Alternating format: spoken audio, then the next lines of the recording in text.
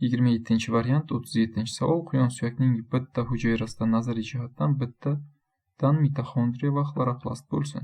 Yorug' kunning ma'lum vaqtida aerob sharoitda 18 molekula ATF sintezlangan bo'lsa, quyidagilarni aniqlang.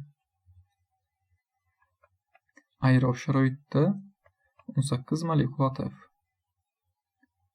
Shu vaqt oralig'ida quyosh nuri ta'sirida sintezlangan ATF necha molekula glukoza sinteziga sarf bo'lgan?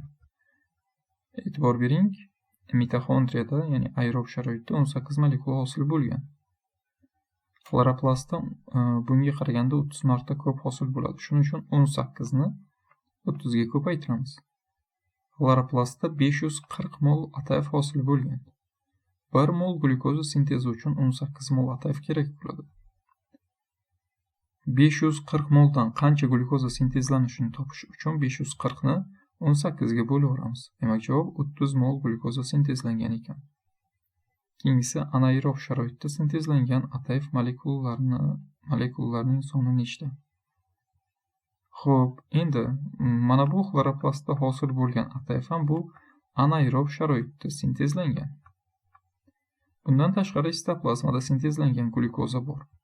Uni qanday topamiz? Demak, mana bu yerda aerob sharoitda 18 molekula ATF parchalanyapti, to'g'rimi? Hosil bo'lyapti. Demak, qancha glukoza parchalangan? Buni topish uchun 18 ni 36 ga bo'lamiz. Yarim mol glukoza parchalangan ekan. Yarim mol glukoza sitoplazmada parchalanganda, demak 1 mol ATF hosil bo'ladi. 540 xloroplastda anaerob sharoitda va 1 mol bu sitoplazmada anaerob sharoitda hosil bo'lgan ATF. Ikkovini qo'shsak, javob 541 mol chiqadi.